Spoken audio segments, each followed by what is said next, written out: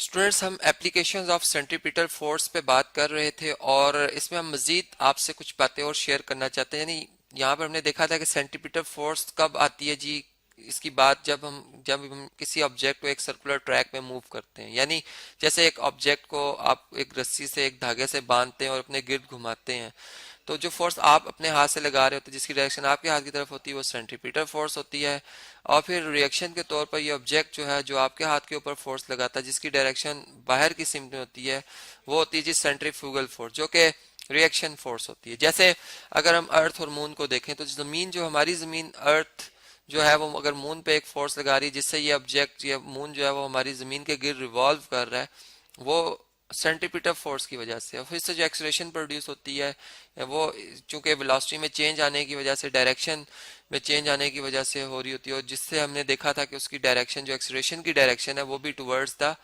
जो है वो सेंटर बन रही थी, यानी अर्थ की तरफ बन रही थी। तो फिर हमने देखा कि वाकई जो है हमारे पास सेंटीमीटर फोर्स की वजह से ये मोशन में, और फिर सेंट्रीफ्यूगल फोर्स जो है, जो कि रिएक्शन फोर्स है,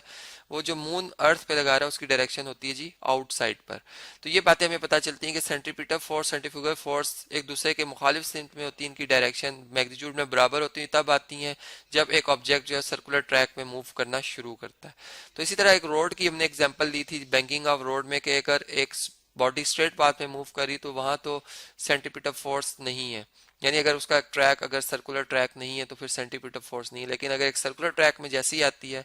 तो उसे सेंटीमीटर फोर्स चाहिए, जो कि इंजन से वो इनवर्ट लगाएगा अपने, यानी उस सर्कुलर ट्रैक के सेंटर की तरफ वो फोर्स की डायरेक्शन होगी। जबकि गाड़ी पे जो फोर्स लगेगी, जो कि आउटवर्ड होगी, जो उसे बाहर की तरफ धकेलेगी,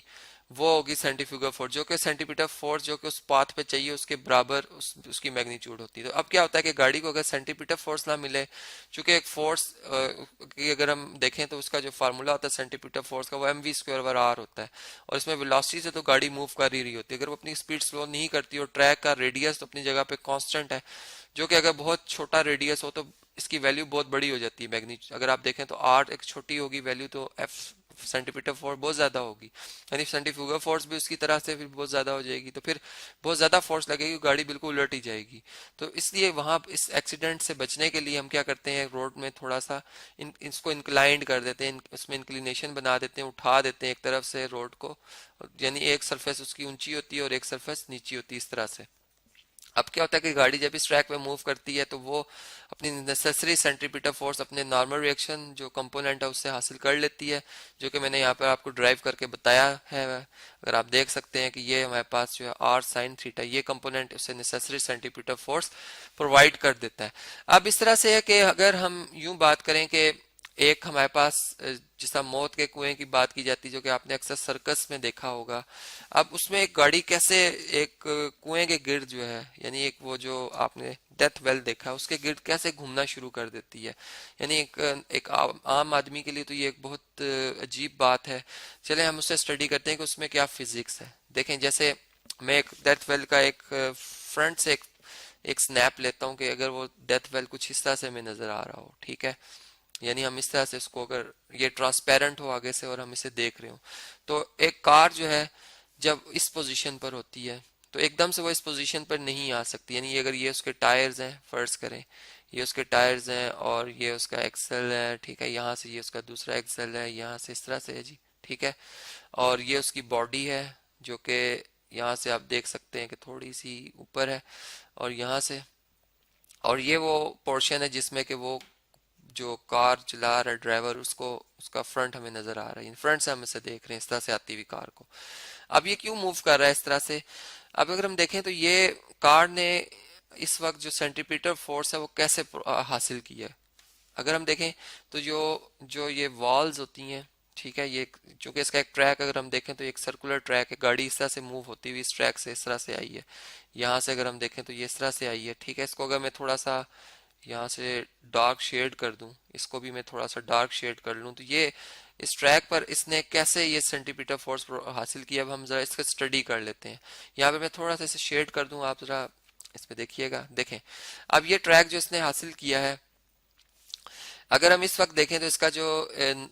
जो वेट है वो डाउनवर्ड एक्ट कर रहा है इस पॉइंट पर, ठीक है, जिसकी डायरेक्शन इस तरह से है, नीचे की तरफ जमीन की ग्रेविटी की वजह से इस पे एक नेट फोर्स लग रही है जो कि डब्ल्यू है एम जी। अब जो इसका इसका हम ये कह सकते हैं नॉर्मल रिएक्शन है जो कि इसके टायर का कांटेक्ट है इस सरफेस के साथ, जो कि एक लकड़ी की ये बनाई जाती है, यानी ये वुड की बनी होती है ये सारी जो दीवार है, और इस तरह से इस पे फट्टे लगे होते हैं जिस तरह से मैं एरोस शो कर रहा हूँ, ताकि वो फ्रिक्शन हासिल कर सके जिसकी डायरेक्शन अपवर्ड होती है। यानी यहाँ पर फ्रिक्शन की डायरेक्शन अपवर्ड होना इसलिए है कि ये अगर इस पोजीशन में हम गाड़ी को देख रहे हैं तो इसने बैलेंस किया हुआ है इसके वेट को इस फ्रिक्शन ने एफ ने बैलेंस किया हुआ है, जबकि सेंटीपीटल फोर्स गाड़ी ने अपने नॉर्मल रिएक्शन से, जो कि यहाँ पे अगर आप देखें यहाँ से हासिल की हुई है, अब वो अपनी स्पीड से हासिल की है उसने। यानी अगर हम सेंटीपीटल फोर्स का फार्मूला देखें तो वो किसके इक्वल होता है, M V square over R. तो यहाँ पर रेडियस जो है इस सर्कुलर ट्रैक, अगर ये सेंटर है तो सेंटर से लेकर इसकी ये बाउंड्री तक का जो डिस्टेंस होगा, इस साइड से भी अगर देख लें तो ये रेडियस होगा, ठीक है। और ये रेडियस है इसका जो कि एक कांस्टेंट वैल्यू है, जबकि स्पीड वेरी कर सकती है। मास बॉडी का ऑब्जेक्ट का कांस्टेंट है, जो कि शुरू में जो भी एक मास हम रख लेते हैं वो अपनी जगह से तब्दील नहीं होता। फर्ज करें 500 केजी, तो ये 500 केजी ही रहेगा। तो वी वेलोसिटी वेरी कर सकती है और इसी से बॉडी जो है वो नेसेसरी सेंटीपीटल फोर्स हासिल कर लेती है, जो कि ये गाड़ी इस इनवर्ट लगाती है वो फोर्स, जो इसे मूव एक सर्कुलर ट्रैक में मूव करने पे मजबूर कर देती है। और फिर जो सेंट्रीफ्यूगल फोर्स होती है वो बिल्कुल इस तरह से उसकी डायरेक्शन होती है सेंटीपीटल फोर्स के मैग्नीट्यूड के बराबर, उसकी मैग्नीट्यूड होती है, डायरेक्शन उसके ऑपोजिट होती है। तो ये होती है जी सेंट्रीफ्यूगल फोर्स, जो कि फिर इसको इन फट्टों के साथ जोड़ के रखती है। और फट्टे बहुत मजबूत बनाए जाते हैं, उनकी ग्रिप के वो टूटते नहीं है और गाड़ी बड़ी आसानी से फिर वो अपने आप को, वो जो पैसेंजर जो इसमें बैठे होते हैं या अगर ड्राइवर है उसको देख लें तो वो अपने आप को बड़े आसानी से इस पे यूनिफॉर्म स्पीड से भी मूव करवा सकता है और इसमें वेरिएशन भी ला सकता है। तो ये तो हमने देखा बैंकिंग ऑफ रोड को एक और अंदाज में, एक मौत के कुएं में हमने देखा कैसे होता है। फिर एक सेंट्रीफ्यूज बनाया गया जो कि केमिकल्स यानी केमिस्ट्री में फिजिक्स की जो हम कह सकते हैं कंसेप्ट का बहुत अहम रोल है। अब एक अगर हम केमिकल उठाते हैं जैसे एक हाइड्रोजन है, तो हमें लगता है कि हाइड्रोजन में जितने भी इसके छोटे छोटे एटम्स हैं वो सारे एक जैसे होंगे, यानी इनमें कोई इनका जो मैस होगा वो सारों का एक जैसा होगा। लेकिन मसला ये है कि वो इनका मैस जो है वो एक जैसा नहीं है। अब वो हमें कैसे पता चला कि इनका मैस सेम है या नहीं है, ठीक है। उसका अंदाजा हमें इस तरह से हुआ कि जब उन्हें एक सेंट्रीफ्यूज में, यानी एक आप अगर देखें एक मशीन है जिसमें सिर्फ ट्यूब रखने की जगह होती है, उन ट्यूब के अंदर अगर हम कोई केमिकल, चलें हाइड्रोजन की बात कर लेते हैं, हम एक हाइड्रोजन या केमिकल कोई रख लेंगे इसके अंदर, और उसे जब हम इस मशीन में रोटेट करते हैं, गोल घुमाते हैं सर्कुलर ट्रैक में, जिसका सेंटर ये है फर्ज करें और ये यहाँ तक ये रेडियस है इसका, ठीक है। तो यहाँ पर सेंटीपीटल फोर्स और सेंटीफ्यूगल फोर्स जब मोशन में आती है बॉडी तो ये अमल दखल करती है, यानी M V square over R, इस फार्मूला को अगर आप देखें तो अब सेंटीपीटल फोर्स जब एक बॉडी का जिसका एक खास मैस होगा इस ट्यूब में हम इसे फिल करेंगे और ये खास वेलोसिटी से जब इस सर्कुलर ट्रैक में रेडियस में मूव करेगी तो इस पे सेंटीपीटल फोर्स जो है वो इन्वर्ट इसके मॉलिक्यूल्स को, यानी जो छोटे छोटे पार्टिकल से या एटम से मिलकर ये बनी हुई ऑब्जेक्ट, इसको इन्वर्ट खींचेगी, जबकि सेंटीफ्यूगल फोर्स इन्हें आउटवर्ड खींचेगी। अब होगा क्या कि वो पार्टिकल्स जो कि डिफरेंट डेंसिटीज के होंगे, यानी जिनका हम कह सकते हैं कि डेंसिटी बेसिकली, यानी अगर हम उसका फार्मूला देखें तो वो मैस पर वॉल्यूम होता है, ठीक है। यानी रेशियो है, एक रेट है हमारे पास। तो अब यहाँ पे अगर हम देखें तो अब हम ये देखते हैं कि जो डेंसर पार्टिकल्स हैं वो जो अलग हो जाते हैं और जो लाइट पार्टिकल्स हैं वो अलग हो जाते हैं। यानी लाइट पार्टिकल्स जो हैं वो चूंकि वो इनमें जो फ्रिक्शन थी पहले, जो इनको आपस में जकड़े हुए थे वो आपस में मिले हुए थे, वो अब जो इन दोनों फोर्सेस की वजह से सेपरेट हो जाते। तो लाइट पार्टिकल्स जो हैं वो एक्सिस ऑफ रोटेशन की तरफ जो है वो मूव कर जाते हैं, ठीक है। जबकि जो डेंसर पार्टिकल्स हैं वो away from the axis of rotation जो है वो मूव कर जाते हैं, जिससे कि फिर जो हम ये देख सकते हैं कि हाइड्रोजन के जो आइसोटोप्स हैं इसका एक जो एक कंसेप्ट है वो हमें समझ में आता है कि आइसोटोप्स जो कि हम ये कहते हैं कि एक ही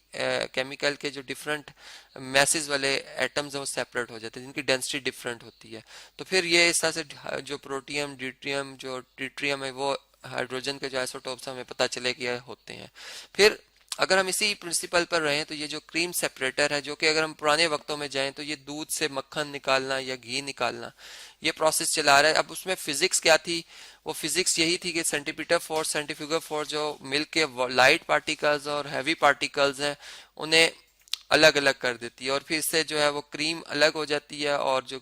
अगर उसमें हैवी पार्टिकल्स हैं वो अलग हो जाते हैं। तो इस तरह से वॉशिंग मशीन को भी अगर हम देखें तो वो भी बिल्कुल इसी तरह से वर्क करती है कि उसमें जब हम क्लॉथ्स डाल देते हैं जो कि गंदे कपड़े होते हैं, अब वो क्लॉथ्स के अंदर जो डस्ट होती है